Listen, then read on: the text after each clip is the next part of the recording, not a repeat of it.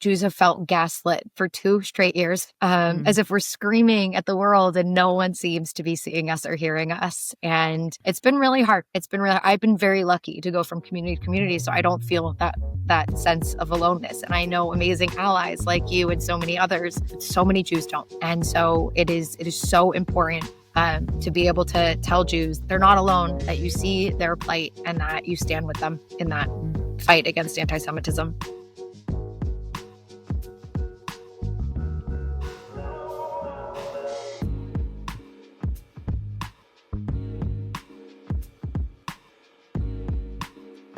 Hello, everyone. It's good to be back with our guest, Charlotte Korchak. Now, we have had her on fairly regularly, not so regularly recently, but for people that have been listening for a while, you'll know who she is.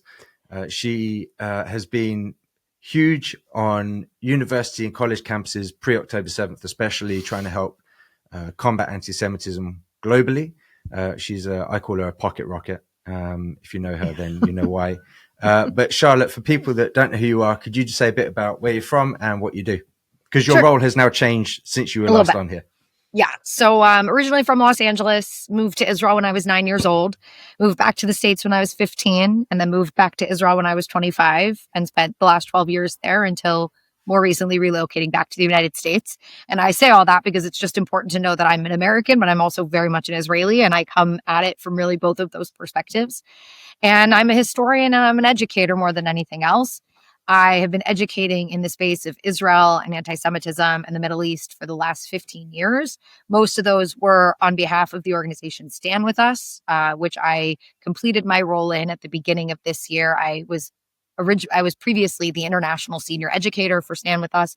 At the beginning of this year, I decided to create my own education nonprofit called the Jerusalem Education Institute, which I am now the founder and senior educator of, where, again, I go around and I educate about Israel, Zionism, anti-Semitism, and really try to create more understanding in the world of who are the Jewish people, what is Jewish history, what is the conflict all about, also being able to understand the Palestinian narrative and their perspective, and really try to create, again, just more understanding and less hatred in the world when it comes to this topic. So that's, in a nutshell, who I am.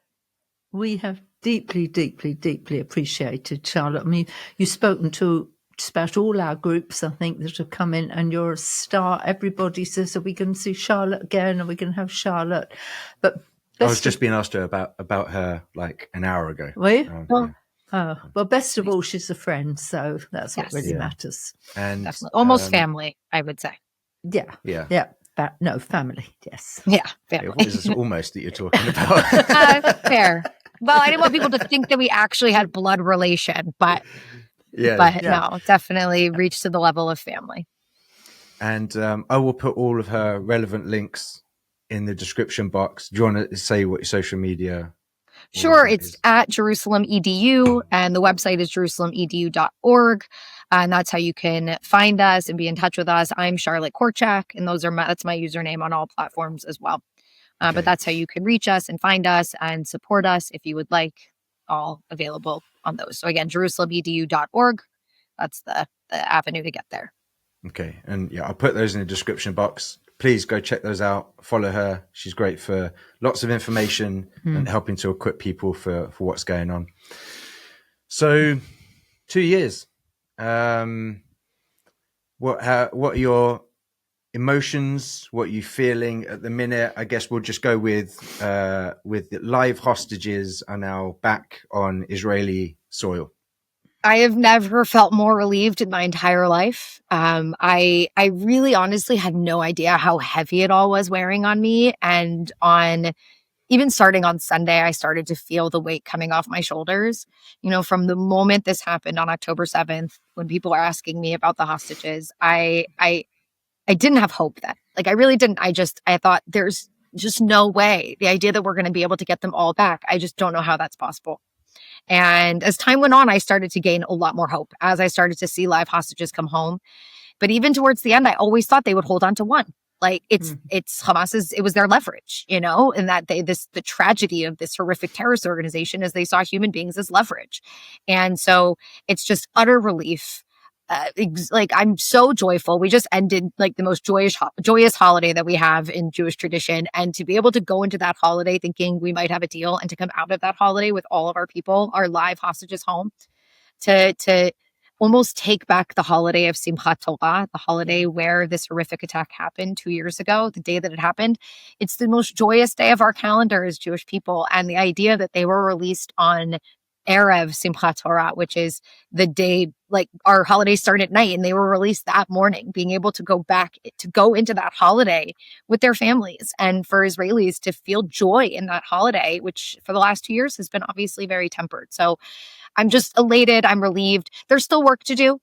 We still have 19 deceased hostages whose bodies have to be returned to their families for proper burial. And then really this scene could end. But I think for me, the joy I was feeling was that no more Jews, Israelis, or those taken hostage were physically suffering. There's a lot of mental suffering. There's a lot of mental recuperation that's going to need to be done. But no longer were they physically suffering. So I am on cloud nine, really. Well, I'm sure we don't feel it the same as you, but we almost do. We were just up all night and watching, and yeah. So we made an adjustment just before we came on. I said, yes, I took off the tag, took it off, and you said the bring them home tag. No, they don't take it off until all of them are back. So I put mine back on again. Yeah, it's important to remember that there is a body of a deceased soldier that's been held since 2014. And, I go back pre-October 7th, and there's a real sense of guilt that we didn't talk about him enough. There was another one as well held with him, a guy named Oren Shaul, whose body we recovered during the operation in Gaza. But his body, it's been 11 years for his family. And most people, we weren't talking about it. And now I'm so scared that people are going to go back to their lives and forget 19 people whose story has not been resolved yet. We know they're all deceased, but those families will not get full closure until they're all home. So I would say to everybody listening, keep wearing your dog tags, keep wearing your yellow ribbon pins, and keep talking about it, because we don't want to leave those families behind. So yeah, wear your dog tags, keep talking about it, but at least all of the living, which was the greatest leverage that Hamas had against us and the greatest torture that they had been using against us, is no longer. Hamas had said there were a certain amount of bodies they didn't actually know where they were. I think they said 8 is... No, so they've given us now 9 bodies. We got 4 on Monday. Then we got 4 more the next day on Tuesday, but then one of those was confirmed to be the body of a Gazan, not a Jewish or Israeli hostage. So that was 7. And then they gave 2 more back in the last 24 hours on Wednesday. And that's a total of 9. And now they're trying to say that's all the bodies that they know where they are.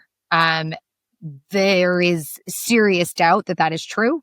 They might have difficult accessing them, but the idea that they don't know where 19 bodies are is very far-fetched, given that, again, these bodies were leveraged. They knew that they can give these bodies back for prisoners, and knowing that they had to sign a deal for X amount of prisoners no matter what, now you can understand why they would be playing around with the location of these bodies. We also have word from one of the hostages that was released, who said that he was being held with bodies. Yeah, and so, which is horrific to think about, but it also tells us that Hamas does know where these bodies are. Maybe not every single one of them, but there are 19 people missing. And so I think the vast majority of Israelis, of Jews, believe that that's just Hamas playing around, messing with us, trying to claim we don't know when really they do. And it's just, this is their ability to just do the ongoing torture, right, of Israelis and of Jews who just want this chapter closed and to bring all these people home. So yeah, we'll see. But I do appreciate there's pressure. Trump has said until the last one, and Israel's making threats that this was part of the deal. And if you don't, if you don't move forward with it, we're going to start fighting again to try to find these people. And there's a lot of, it seems like there's a lot of support from the international bodies and then countries who signed on to this deal to try to help find these missing bodies. So hopefully We'll see Yeah. that moving forward. And I guess with that, it's Trump who's made that threat. It's not like Netanyahu or someone like that. So if this continues, it's not Netanyahu like made the everyone threat can just too. go, "Oh, Israel, look what you're doing." Right. No, No. look, this is backed by Trump and all these other leaders who said, unless you meet these conditions, this is the consequence to it. Right. Exactly. No. So it was Trump leading the charge, other countries, but Netanyahu has now made the threat based on that based on the Trump threat, but really based on just the deal that was signed. You know, you signed a deal. You gotta follow through. We can understand you say maybe 1 or 2 bodies you can't locate, but 19 of these people that were your leverage in all of this, that you knew you wanted to exchange for live Palestinian terrorist prisoners, like it doesn't compute. It doesn't add up. I asked this question to a previous guest we just had on, and probably people have different perspectives on this. So it'd just be interesting to see what you think. He's serving. And I said to him, with the deal, this peace deal, I said, how do you feel about that? Do you feel like this is counter to all the work that you've put in for 2 years? Or how do you feel? And I'll put the same question to you. Do you feel like this peace deal is a good thing? Do you think this kind of washes a lot of the hard work, which has been put in by the soldiers up until now? Well, first, I wouldn't frame it as a peace deal. Let's start there. This was a ceasefire deal that way deep in it eventually talks about a potentially peaceful future. So this was more a ceasefire deal than anything else. And to be honest, that's the only thing that the Israeli cabinet actually approved, right? They only approved phase 1 of this plan, which was getting out the hostages and releasing prisoners, and Israel withdrawing to the yellow line, which is essentially the ceasefire line in Gaza. So let's first of all, I think it's a little dangerous to frame it as a peace deal. So that's number one. I'm not a soldier, so God forbid I speak on their behalf. The way that I do see it is I actually think that many of the soldiers were fighting for this, right? They were fighting for the hostages to come home. They were fighting to see Hamas no longer be a threat. And that's where I think we have a problem, right? The first phase of the deal, they got the first part, which was, again, I think the vast majority of those soldiers would say, we wanted to see the hostages home first and foremost. And we got that. We still need the bodies, but we got the live hostages. The second piece, which is Hamas no longer being a threat to Israel, I think that is the second phase of the deal, which is the disarmament of Hamas and an international stabilization force coming into Gaza, the rebuilding, etc. And that's pie in the sky right now. I mean, who's going to do it? How are they going to do it? There's so many questions to unpack there. We know that we don't know how many weapons Hamas had going into all of this. So they can claim, here's all of our weapons, when really we know that they can have stockpiles in tunnels somewhere that we don't know about. So how do you know that they've actually disarmed? And of course, what's happened in the last few days in Gaza is not exactly giving a great vote of confidence to the idea that Hamas is going to disarm. We've seen some positive, which is other armed clans in Gaza, specifically in southern Gaza, making sure to maintain control over the area that they're in and the control that they have of that area, ensuring that Hamas can't reconstitute in that area, and actually have been targeting Hamas members or affiliates. But in other parts, we've also seen Hamas really try to reconstitute. They're executing people in the streets, people who they would refer to as collaborators, which could be anyone who worked against them during this war. And that's, let's be honest, been Hamas's tactics for many, many years, right? A government of fear. After building up the territory and really making people think that they cared about them, eventually that ran out and they really were a government of fear. And we're seeing that again, right? Don't speak out against us. This is what'll happen to you. And the only way to to eliminate Hamas in Gaza is to have other Gazans be able to take control, or other Palestinians, if you will. So in that respect, I can understand why some soldiers would say, no, we still have work to do. And the one thing that I will say is at least we do have this huge buffer zone, right? I mean, Israel is still controlling 53% of the Gaza Strip, right? They pulled out to the yellow line, but beyond that yellow line is still 53% of Gaza, which means that there is a huge buffer zone now between Gazans, and potentially Hamas terrorists, and Israeli civilians, right? They would have to go through this buffer zone, this military zone, where we still have IDF soldiers. And so the job's not done yet. But I don't think what's been done is contradictory to what the war goals were. It's just, we're not there yet. And nobody should be acting like we are. And I appreciate Trump trying to say the war is over, the war is over. Maybe the war is over, but the battle, we're still fighting battles. And until Hamas is disarmed or becomes an insignificant party in Gaza, there is still work to be done, a lot of work to be done. And those soldiers are definitely going to have to face that. We've already today had 2 Palestinians cross into the buffer zone, cross the yellow line, and they were killed.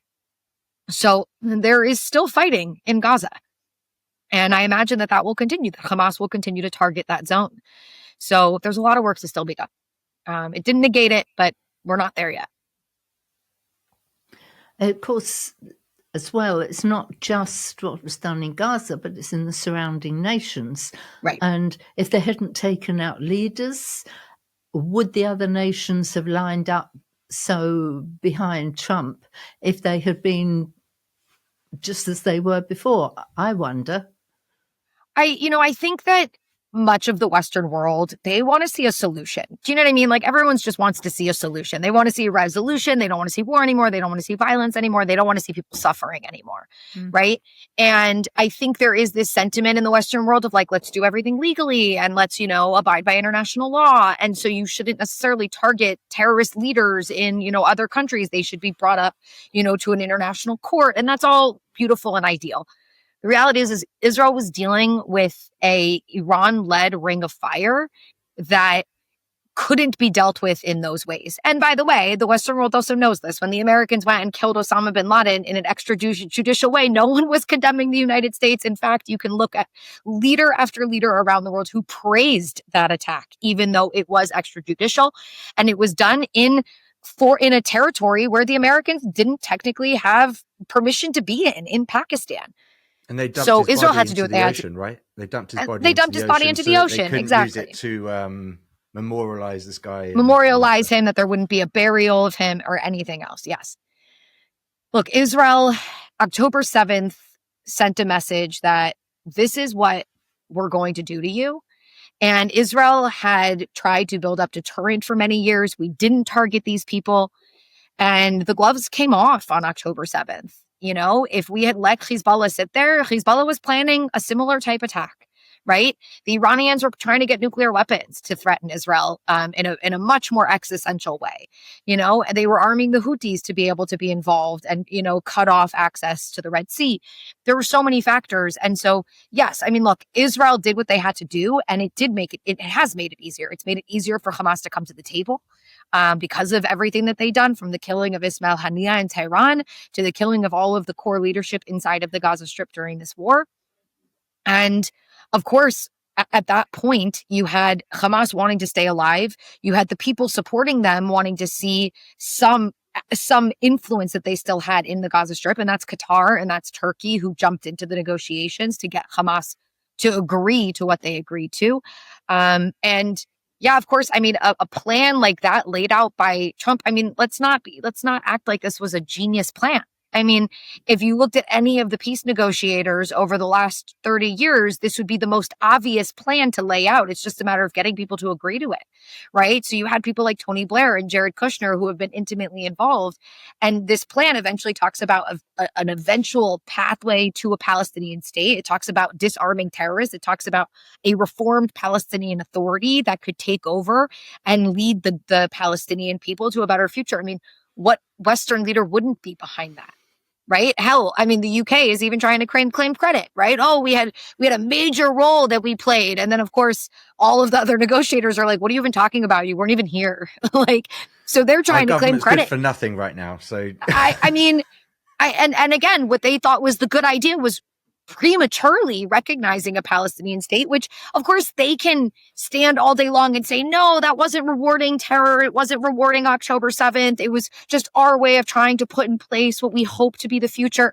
Well, if Hamas is thanking you, then clearly something is off here. If they are claiming it as a victory of October 7th, and that's the message that's going out to Palestinians, well, whether you meant it to be a reward for terror or not, that is how it is being perceived amongst the Palestinians. So the message that you're sending is actually the right way forward is through violence, more violence, because that's what gets you what you want. Not the message that actually what gets you what you want is peaceful negotiations and disarming or at least fighting against these terror groups, or at least speaking out against them, at least the people who are not there under the threat of these organizations. So, what? Go ahead. So, I must admit that going back to Israel this time, I feel like I'm going back with my tail between my legs. I mean, before that we haven't had hanging over us. The UK may not have been all it should have been, historically. Or whatever. But what has happened here, it was shocking. I mean, absolutely shocking. And I kind of feel we need to go back and just say to people, we've come from the UK to let you know you're not alone. I feel this time I'm having to say, I've come from the UK to say I'm just so sorry. It's horrendous. Or even, hey, we've come back to Israel so that we don't feel so alone. Yeah, that might be. Yeah. I mean, it's so sad because you see the mechanism, right? I mean, you could understand how British people got to where they got, given the media, given the way in which this war was covered, the way in which Hamas was given equal credence to the Israeli government, and if they say it, it must be accurate. And I don't blame people so much, because if you weren't fully invested in this conflict and you were just watching the BBC or Sky News, you would have been exposed to such tremendous propaganda. And even then, when they're challenged, well, no, we covered other issues. Yeah, but not to this scale. You didn't, go and cover Sudan, but look at the people who were actually committing the violence in Sudan and take their word and put it on and broadcast it on the BBC as if it was truth and fact. Right. And so, yes, but I think, I don't think you need to go with your tail between your legs. I think there needs to be an understanding of how this happened and what we can do to make sure that it doesn't happen again, or how we can better fight the propaganda war. And now, I mean, the people protesting are now they're saying it outright, right? Before they could easily fall back on, we just want a ceasefire, right? We're fighting against this genocide that obviously is not really happening, but they thought it was that. And so they drew so many people who have no skin in this game, but they're just like, but people are dying and I'm going to speak out because that's what you do. Now, all of a sudden, there is a ceasefire and they're still protesting, but they're saying the truth. They're saying it's not about a ceasefire. It's about the end of Zionism. It's about the end of Israel. It's about the destruction of this country. And I hope, and this is going to be the test, right? The question is are the people who joined this cause because of, again, they were just worried about, people dying and what was going on in Gaza, are they going to start to hear that message and say, wait a second, that's not what I was protesting for, right? I was not protesting for the end of Israel, right? I was protesting for an end to a war where people were suffering, where children were suffering. And the real test is going to be, I really do genuinely believe that a lot of the people who were supporting that movement are going to fall away. And the only people who are going to remain are the diehards who were diehard about destroying Israel before October 7th, who were the ones celebrating October 7th on October 7th when the massacre was still happening, and already started to protest and call it a genocide even before Israel had even responded in Gaza, while they were still recovering bodies and counting the dead, right? And so we're going to still have to deal with those diehards. But I do think that as the war dissipates, as the dust settles, we have to be full steam ahead with education to grab those people in the middle who are good-hearted people who genuinely thought they were doing the right thing, and get them on that path of seeing both Israel and the Palestinians and trying to see what could be the better future for both of these people, not being anti one or the other, but being pro both people, innocent people on both sides who want to create that better future. So I don't think you need to apologize. I think you need to explain. I've seen, well, two things over here, really. Well, more than two, but have had some breakthroughs on people who were kind of fighting me and saying, no. But I had one, which was just amazing, because I had a message from him and saying, actually, Daphne, thank you, because I've now reached out to some Jewish friends I had and told them I'm so sorry. And then he sent me another message to say, this is what I wrote and this is what they wrote back. And it's almost like there was a break into the humanitarian face of it, as opposed to this. And I think it was very much polarized over what was going on between Israel and Gaza. But when I think he saw the video, I put a video up in Manchester and saying he suddenly realized, look, we may disagree on what's going on between Israel and Hamas in Gaza and the death tolls and genocides, all this kind of stuff. We may disagree there, but he was suddenly like, oh, wait, there's Jewish people suffering here who have nothing to do with what's going on over there other than they're Jewish. And so it then sparked him to then start saying, oh, no, actually, here we agree. And he then started reaching out to his Jewish friends. Well, this is a whole conversation. You know, after the attack in Manchester on Yom Kippur, there were so many people, and this is such a Jewish reaction where it's like, but it's not about Zionists, right? Those were just Jews, right? You target a synagogue, you're targeting Jews. And that's just anti-Semitism. And yes, like, let's start there for a second, right? When somebody says to me, well, they're doing this or somebody's doing this, and that's what's causing anti-Semitism. No, hard stop, pause. It's very simple. The only thing that causes anti-Semitism is anti-Semitism. Period. And by the way, apply that to anything else, right? You wouldn't say, oh, well, Black people have done this and that's why there's racism. No, there's racism because there's racism, right? There's no, everything else is an excuse. It's a veil, right? But no, there's racism because there's racism, because there's people out there who simply hate Black people because they're Black. It's not because Black people did anything. It's just we hate them because of the color of their skin. And there are people out there who hate Jews because they're Jews, okay? And the whole idea of what Israel's doing and everything else is just a veil, okay? Now, that does not mean that guy who targeted the synagogue in Manchester was going in it as, I hate Jews. In his mind, he was saying, no, I hate Israel and I hate Zionists and I'm going to go target Jews because of that. And you can say all of that, but it doesn't make it legitimate, right? That he's targeting Jews because of something that's happening in Israel, because you wouldn't defend anybody else for an action like that. Oh, well, I'm killing Brits because of what you guys did in Afghanistan. No, sorry. You don't target an entire group of people, right? Like, that needs to be laid out purely.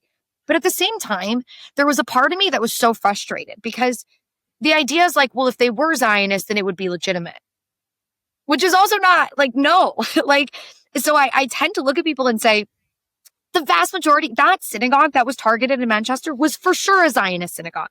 They for sure, in that moment when they were being attacked, were probably praying for the soldiers in Israel, praying for the state of Israel. By the way, they were also praying for the UK, because in the exact same moment in our prayers where we pray for the state of Israel, we also pray for the country that we live in.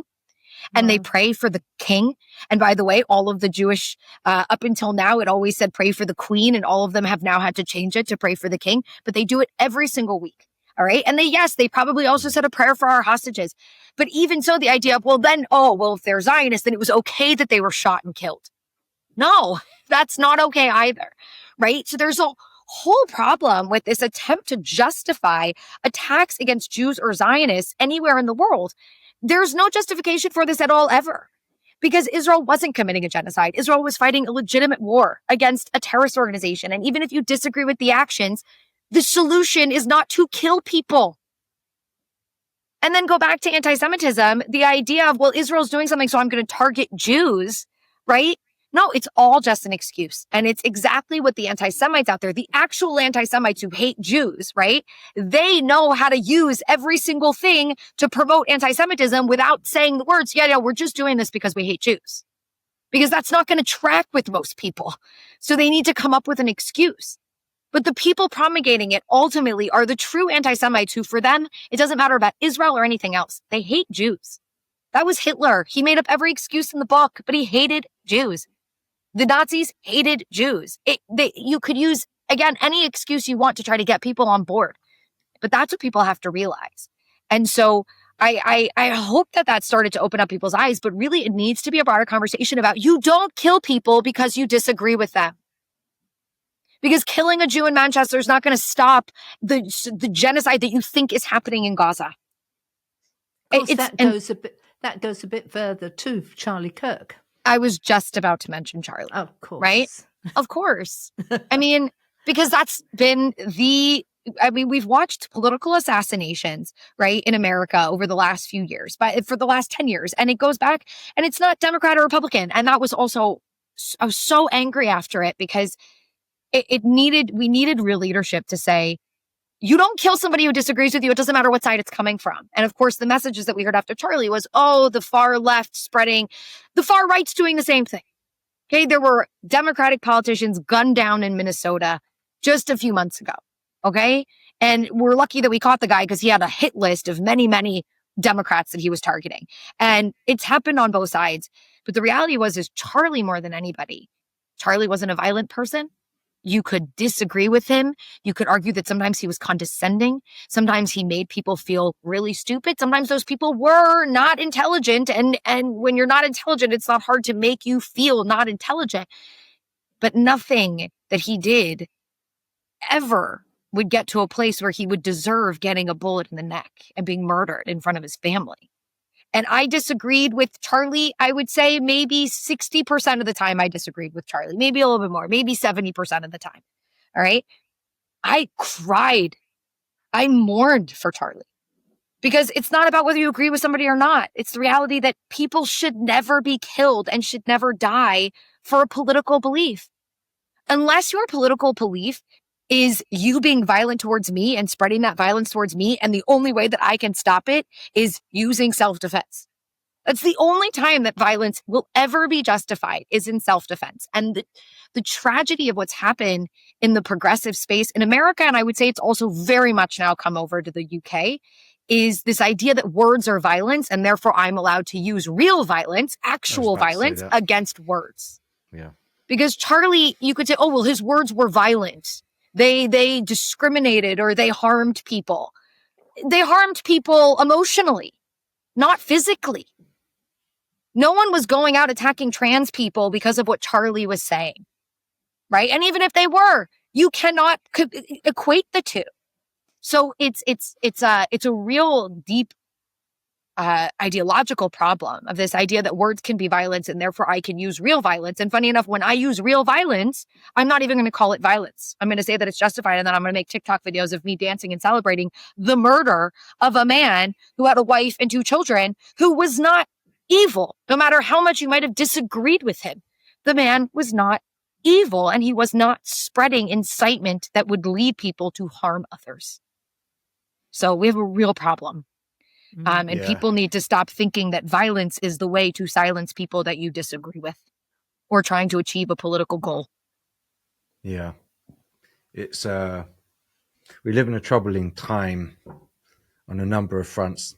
It's hard to pivot from what we were just saying, but let me try.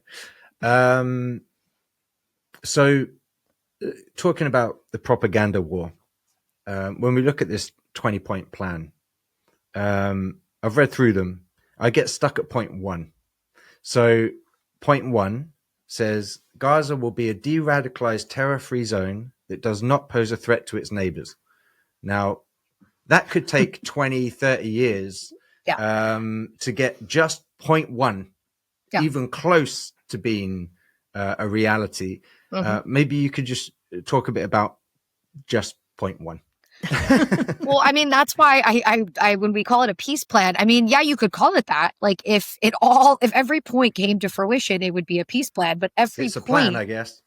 It's a plan, but every point has caveat after caveat after. Every point needs to be extrapolated into another 100-page document of how could we do this, who's going to do it, right, and how long is it going to take. So, yeah, point 1, funny enough, is actually phase 2. Right, of this process. Phase 1 was getting the hostages back. Phase 2 is disarming and de-radicalizing. You said it. We're talking about a full. Let's go back. Let's give a little history lesson really fast. Yeah, Hamas took over Gaza. This take so long? Right. Well, Hamas takes over Gaza in 2007. Right, June of 2007. This was after Israel withdrew in August of 2005. This was after they got elected in January of 2006. Not given power because their refusal to de-radicalize, right?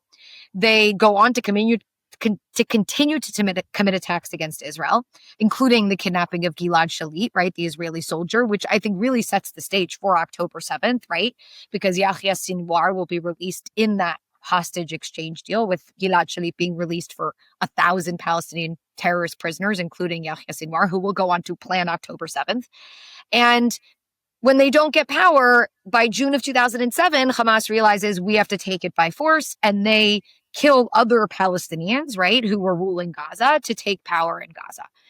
Now, that means that if you are 18 years old or younger in Gaza, the only reality that you have known is Hamas. Now, that would even say if you're 22 and younger, 23 and younger, the only reality you've known is Hamas. Because if you were born in 2002, by the time they took over, you were 5 years old.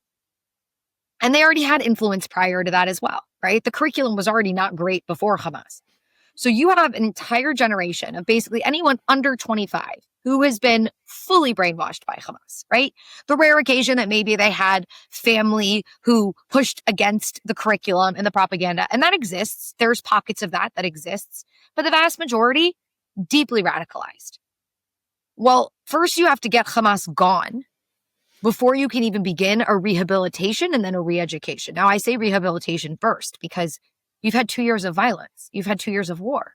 That means you have 2 years of now these people under 25 either losing, all of them pretty much probably losing family members, they themselves being potentially victims of this war, right? And that reinforces Hamas's propaganda to a certain extent, right? But now with all of the destruction, we have seen some people wake up and say, wait a second, Hamas did this to us, right? They knew that this was going to be the reaction to October 7th, and they did it anyway. They didn't open up the tunnels for us to be able to go in and be safe from Israeli, aerial strikes. No, they kept us up there to die. And they've said so out loud. And so that's already happening. But as long as Hamas has any power in Gaza, which they still do, right? As we saw them rising up and already executing people to try to reconstitute themselves in parts of Gaza, their propaganda will persist. And even if people even if people start to believe that Hamas is really the problem, they can't say it out loud because they're afraid for their lives. And that actually is probably the greatest re-education tool, is that people come to realize what Hamas actually are, as opposed 100%. to Israel or someone else re-educating them. Oh no, them realizing themselves, wait a second, Hamas are doing this to me. And then they start questioning everything else. Sorry, right. Carry on. And no, you're absolutely right. And I think the big piece when you talk about rehabilitation and re-education is to really remove Israel from that equation, meaning Israel can't be the one to rehabilitate and to re-educate. First of all, Israel needs to do that for themselves. We also have an Israeli population that is traumatized, that has also been radicalized by October 7th, by the belief that there's no future alongside, right, Hamas, or even alongside Gazans who have been brainwashed by Hamas, right? So Israel has rehabilitation, re-education they need to do.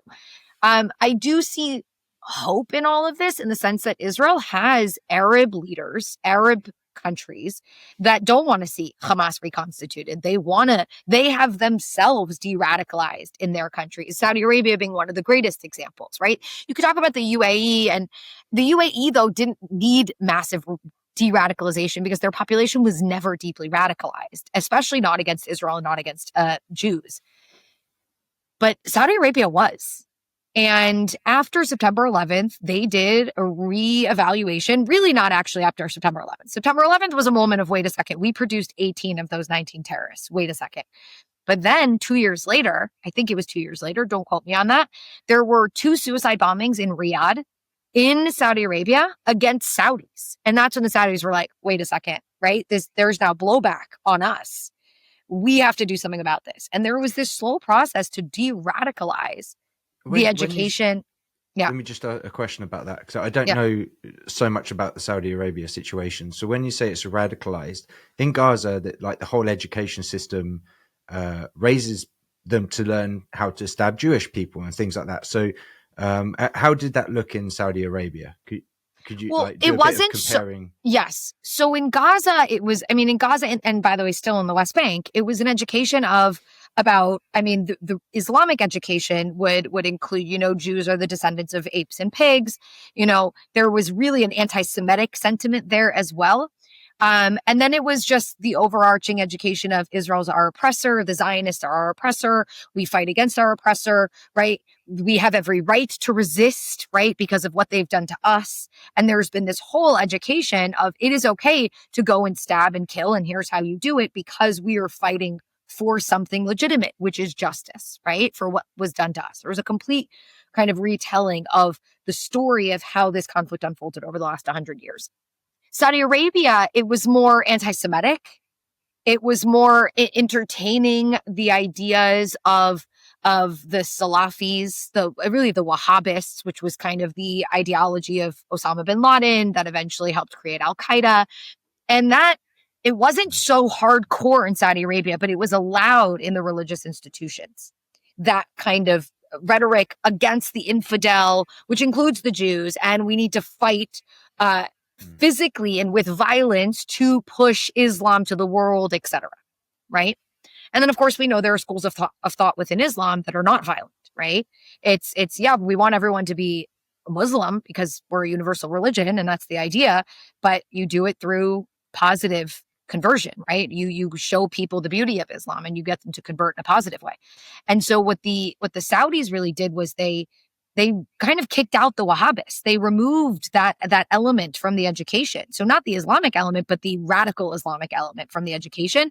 And also they slowly, really just in the last 5-6 years, we started to see more positive depictions of Jews, that they weren't represented as like this evil. And that really started to change the society. And there's still so much work to do in Saudi Arabia, but it came from above, getting rid of the most extreme elements of the curriculum that really started to help the country modernize, right? And that's all coming from the Prince Mohammed bin Salman.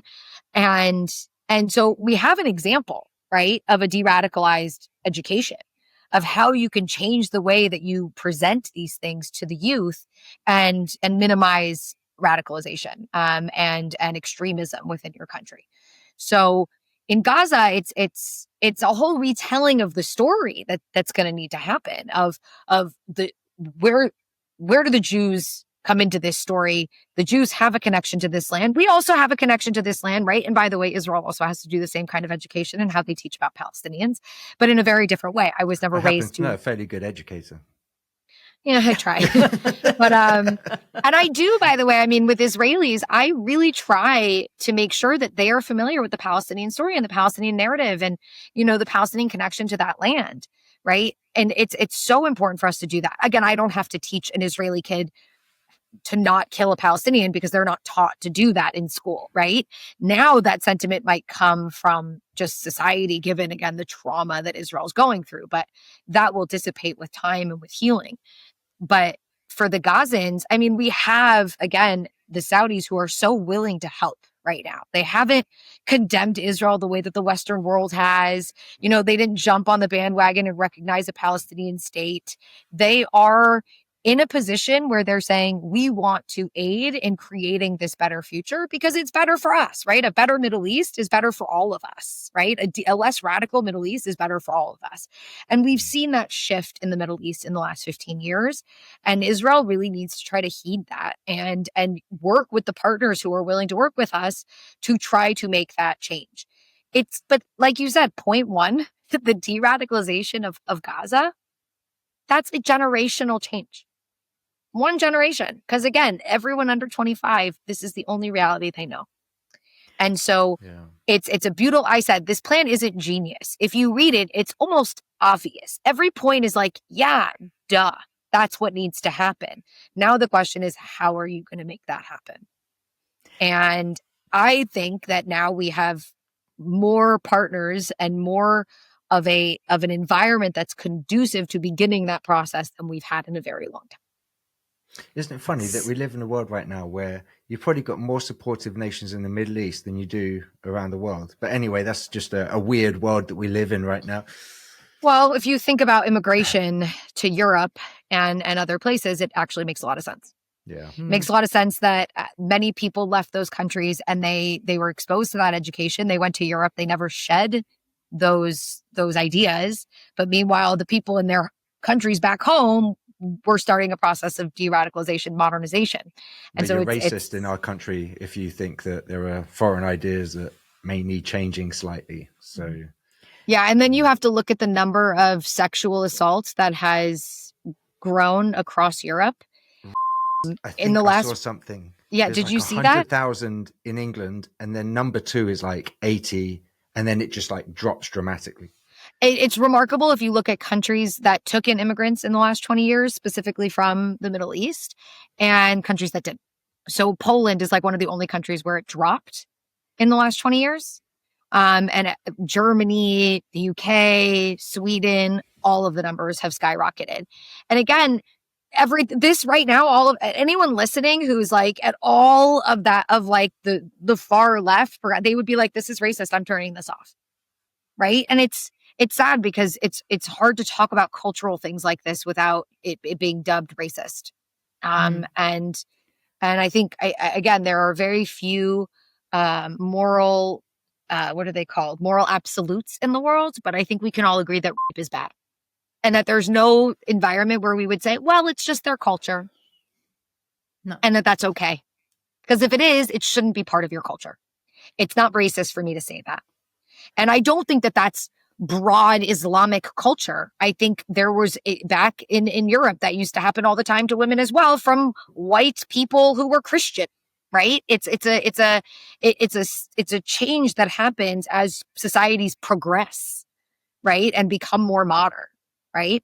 And so, but yes, accurate. If you even try to have this conversation, you're racist. And it's scary because those entities who believe in those ideologies are very in tune with Western ideas. And they know that they can use Western values against Westerners by just accusing them of being racist or bigoted. And that's how they silence the criticism, which then silences any kind of actual action that would create real change.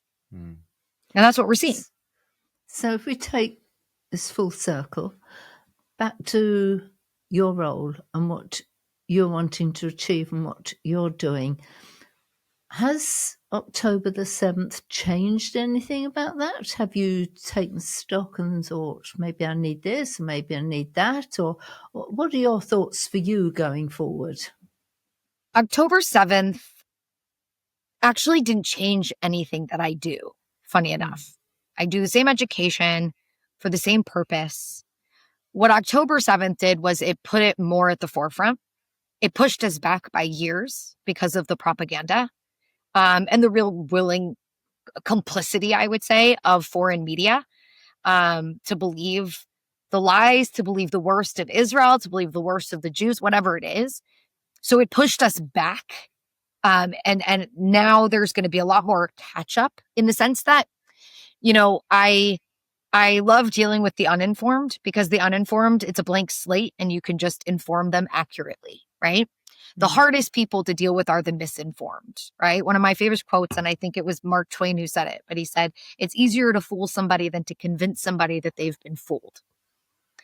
And it's even harder when you have human rights organizations and bodies that are supposed to be reputable in the world, like the UN, who aided and abetted in that kind of propaganda. And half the time they did it not from a place of, I know that I'm aiding and abetting, but they, human rights organizations look at things through the lens of human rights. Right. And when you zoom into Gaza and you're only looking at the human reality, then of course you're going to think, oh my God, this is horrific. If somebody is doing this to these people and knows that this is happening and they're not doing anything to stop it, they must be intentionally wanting to do this, right?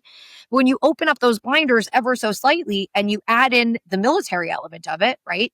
Hamas as part of the equation, all of a sudden you see a very different picture. So I blame the human rights organizations because they should know that they have blinders on and they should be able to take those blinders off. But it's hard for somebody to think that human rights organizations would be lying because they're not lying. They're just leaving out a huge chunk of the story, right? And so we have so much work to do to show people the full truth of the matter, right? Of what was actually happening, and then really try to help people see the intention behind it. Because for them, the intention right now was, no, this was evil. Like, you guys just wanted to kill people. This was a genocide. It wasn't any of those things. But when you remove October 7th and you remove Hamas from the equation, which if you read most of these reports, you will see that they almost never mention Hamas, let alone October 7th, and that everything that was happening was a reaction to that. They don't mention the hostages. They don't mention all of those things. So my job has become more urgent to a certain extent, you could say, because there's so many lies now that we have to push against. But there's also there's the outright lies, and then there's the truth, but there's lies by omission, which then you have to add all of those layers. And I hope that now that if the war starts to dissipate and there's less suffering and there's more rebuilding, and that, people aren't, we don't have these pockets of people starving in Gaza or any kind of, and we can rebuild, the hospitals and make sure that the right medical supplies is getting in and being used. I really do think we can slowly get to a point where people will be able to receive that bigger picture. So for me, it's just more urgent of putting out the truth, putting out the facts, making people be able to see the full picture of things. And yes, for us Israelis, for Jews to also be able to see the suffering that did happen in Gaza as a result, whether we think it was a just war or not. The reality is war, and war is painful, and war causes suffering. I feel like I have so much work to do, not just in the, for the misinformed and for the uninformed, but also within my own camp, within the camp of, again, the Zionists around the world, Jews around the world, who also were kind of looking at it only through one lens, and needing also them to feel compassion again for Palestinians, which was a hard ask when they were torturing hostages and then parading them in front of cameras to show us that they were doing it. It's really hard to develop compassion. It's hard when you think that there isn't one person in Gaza who told us where hostages were, which we in this space know for sure that wasn't the case, that there were at least one Gazan who did help, rescue hostages, and to help people also understand the fear that people were under, given what they're witnessing right now with executions going on in Gaza. And so for me, I think there's a lot of healing to be done on the Jewish Israeli side. And I'm so grateful that all of our live hostages are home, because also that relief that I felt really came from the idea that we can now start to heal again, or start to heal to begin with. So many of us said we were living in October 7th for the last 2 years, and it's finally October 8th, and we can take a deep breath, and we could take account of everything that's happened, and we can start to move forward again, and slowly build back those emotions that I know you guys have spent so much time in Israel, and you've spoken to so many Israelis, and I doubt that you walked away thinking, wow, Israelis are so hateful. But if you went to Israel in the last 2 years, I'm sure you felt that, where you said, whoa, like there's been a serious shift in how Israelis feel towards Palestinians. And I know that that's temporary, but it's still going to take work to have it subside and to change the way people think. And so again, nothing has changed about what I do. I've always come at it from a place of trying to see both Israel and the Palestinians and the broader reality from many different perspectives, and try to make the Palestinian case when I need to, and make the Israeli case when I need to, and try to bring people to the middle, and try to bring people to a place of understanding and being able to stand and say, I'm pro-Israel, I'm a Zionist, but I'm also very much pro-Palestinian, and I don't have to choose a side in this conflict. And I think it's harder work today than it ever has been before. But I know there is a silent center that is sitting there that has been terrified to speak up for 2 years. I would say, just putting from our point of view what's changed, I think a lot has changed for us, hasn't it? In that we put everything on hold, well, just about everything on hold October 7th. And, been backwards and forwards and reaching out to Jewish people in our own country, who, may I say, we've had people telling us, I'm too scared to leave the house, and saying, would you want us to come?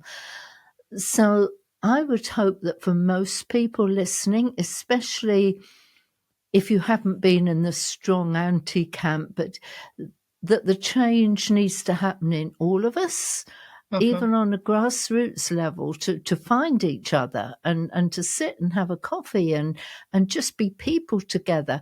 I would say the change that I've noticed in Israel most of all is a brokenness, a trauma, a hurting. It hasn't taken much to just say to somebody, would you like a hug? And they've sobbed in my arms. So a lot of healing and a lot of restoration. I think that is the biggest change I've noticed in Israel. And I would say more than anything, a restoration of hope. What I always clung to with Israelis was, even with everything they had ever gone through, they always had this hope that there was going to be a better future. And Hamas really, really took that away from Israelis on October 7th. And, I know Israelis, and sometimes they do things dafka, as we say, like in spite of, rather than just because. And so I would always say to Israelis, Hamas took so much away from us that day. Don't let them take your humanity as well. Don't let them take your hopefulness, right? Because without that, we have nothing. And then we can't work towards a better future. And so, yes, and then look, in the field of anti-Semitism, I think my job is going to be even more relevant now than ever before, because the real anti-Semites in the world, not the people who have been, commandeered by the real anti-Semites, but the actual anti-Semites in the world who just hate Jews, they've been so emboldened in the last 2 years. And where we saw it on the left, where it was hidden, it's always veiled. I'm not against Jews, I'm just against Zionists. That's still, obviously, some of them are just against Jews and they know how to hide it. But on the far right, there have also been people who are now just totally willing to just talk openly about Jewish conspiracy theories, things against Jews, calling out Jews, and it's very dangerous. And so in that respect, we have so much more work to do. I want to give one shout out. A lot of people have reached out to me in the last 2 years, and I know you guys actually would really appreciate this. A nurse from New Mexico reached out to me and she said, I'm not Jewish and I've just seen what's happening and it's just broken my heart and I wanted to do something. And she created these pins. I wish I had one. It's like in my purse in the other room, but she created these pins that have a Jewish star on them. And it says, "You are safe with me." And she's trying to encourage allies of the Jewish people like yourselves, like you wear your Jewish star, Daphne, which is a way of saying to Jews, this is a safe space, right? You're in a safe space with me. And I love the idea of allies wearing these pins wherever they go, where Jews can see them and say, okay, I'm safe here, right? And so she's trying to just get these all over the world to try to get allies to wear them. So I might send you all some or have her send you some, because she sent me like 50 of them and I just hand them out wherever I go to allies. I wear one on my purse, alongside the Jewish star that I wear around my neck. But it's little things like that where slowly that very quiet center that I think has been mostly trying to understand, but is so scared to speak up, because when you did in the last 2 years, there was so much emotion from both sides that you would just get clobbered by either side, for saying the wrong thing, that everyone just went silent. And we really need those people to find their voice. And I think the way that they're going to do it is through education and through a better understanding and through, again, both sides. I mean, at least I have control over the Jewish side and the Zionist side, not jumping down someone's throat when they bring up something in Gaza, understanding that what they've been exposed to over the last 2 years is very different than what Israelis have been exposed to. And understanding it, being able to listen, and then being able to also share what the side that they weren't seeing, right? And find that reconciliation and let them find their voice to be able to speak out and put Israel aside, but speak out for Jews, speak out against anti-Semitism wherever you see it. Because again, going back to probably the most important thing I said on this podcast, which is the only thing that causes anti-Semitism is anti-Semitism. And so wherever you see it, there's never an excuse. You should always be speaking out against it, just like you would against any other form of discrimination or bigotry in the world. And that's really where I think our energy needs to be put now more than ever, because when there's anti-Semitism in a society, it's what it's showing more than anything. It's showing nothing about the Jews of that society. And what it's showing is that there is a real toxicity within that society. And it won't end with the Jews. And I'm not saying that to say like, oh, it'll eventually get to you. The point is to understand that there's a toxicity within your society, and it's dangerous for everybody in that society. If you believe in good, solid Judeo-Christian Western values of everyone being able to live freely and be able to practice freely and speak out, as long as it doesn't infringe on other people. And so that is, I think, the most important thing, and how we can rally so many people who are not Jewish, who are not Zionists, who don't feel a connection to Israel, but are British, and they want Britain to remain Britain, and for those values to still be heeded and maintained and held up as good values. So we have a lot of work to do, but the scene is ripe for it. I'm so hopeful. I don't know how, but I'm so incredibly hopeful. And I always say to people, if you ever feel hopeless, Rabbi Sachs, who used to be the chief rabbi in the UK, who is one of my spiritual guides, who we lost 5 years ago, he always said that the difference between hope and optimism was that optimism is passive, but hope is active. Optimists sit back and they just think everything's going to be okay. But if you sit back, everything's not going to be okay. But hope is active. And the reason why people feel hope is because they're active in trying to create that better future. And so I always say to people, if you feel hopeless, do something. Do something active. And you guys do it all the time, which is probably why you also feel hopeful, because you're active consistently. And that helps. We carry these. Beautiful. And Those little wristbands as well, similar. You are not alone. Yeah. So we will give them, and if we make contact with a Jewish person and they want to, we'll put our contact on the back, and in touch with many, just any which way to let them know they're not alone. Yeah. And that's so important, because that's what we feel more than anything. Jews have felt really, really alone. Jews have felt gaslit for 2 straight years, as if we're screaming at the world and no one seems to be seeing us or hearing us. And it's been really hard. I've been very lucky to go from community to community, so I don't feel that sense of aloneness. And I know amazing allies like you and so many others, but so many Jews don't. And so it is so important to be able to tell Jews that they're not alone, that you see their plight and that you stand with them in that fight against anti-Semitism. Charlotte, thank you. I was just thinking back to, it must have been shortly after October 7th when we were talking. I don't know if it was on a podcast or it may have just been a conversation, and the lack of hope at the time. And I feel like you said something, it's not these exact words, but it's kind of the sentiment of, man, I've spent how many years traveling around the world, speaking about anti-Semitism, helping on college campuses, and this is what it looks like? Have I wasted my time? That kind of sentiment. And seeing you now, I mean, the smile, I can't remember. Yeah. I get emotional talking about it. We love you. And seeing you smiling, that you can feel the hope coming off you, just thinking back to that conversation we had, which you may not remember, but I don't. And you know what I'll say is I've got to watch my students, stand up to the worst kinds of hate in the last 2 years. And so I saw very quickly how my work was not useless or worthless. They had to walk through fire every day, stepping on college campuses and in their high schools, and they rose to the occasion in some of the best ways possible. So they also gave me so much hope and knowledge that what I am doing and what organizations out there who are inspiring young Jews and young Zionists are doing, they reinforce that hope all the time. And God, I would not want to be in their shoes on college campuses today. So yeah, I mean, it took time. But October 7th really took the air out of a lot of us. And I finally feel like I can breathe again. Yeah. So Charlotte, I'm really grateful. Thank you so much for coming, Thank you. Catching up with us. We really appreciate it. And again, if you're listening, watching, go to the description box, follow Charlotte and keep up with what she's doing.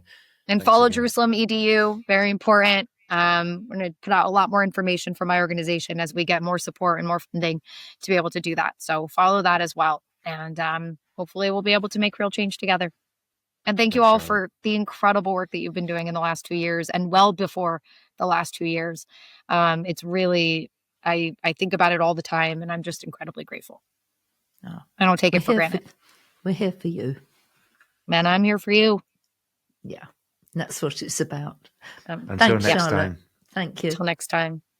Thank you for listening to this episode. Remember, if it inspired you, share it with others so we can see more people engaged in this community.